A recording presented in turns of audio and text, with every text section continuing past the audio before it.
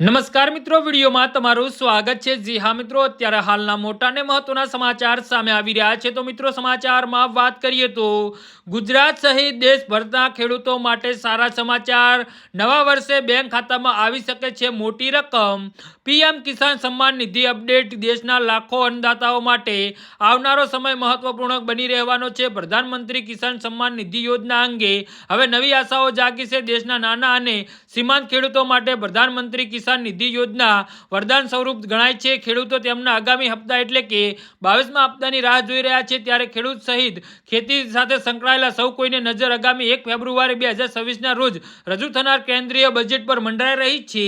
તો કેન્દ્ર સરકાર દ્વારા પ્રધાનમંત્રી કિસાન સન્માન નિધિ યોજના માટે ફાળવવામાં આવતા ભંડોળમાં વધારો કરવામાં આવી શકે છે, જે સ્પષ્ટ દર્શાવે છે કે કૃષિ ક્ષેત્ર મોદી સરકારની પ્રાથમિકતા યાદીમાં ટોચ પર છે। ચાલુ નાણાકીય વર્ષ 2024-2025 પર નજર નાખતા સરકારે શરૂઆતમાં 60,000 કરોડની ફાળવણી પ્રધાનમંત્રી કિસાન સન્માન નિધિ યોજના માટે કરી હતી। જો કે ખેડૂતોની જરૂરિયાત અને યોજનાને વ્યાપને ધ્યાનમાં રાખીને તેને વધારીને 63 કરોડ 500 કરવામાં આવી છે।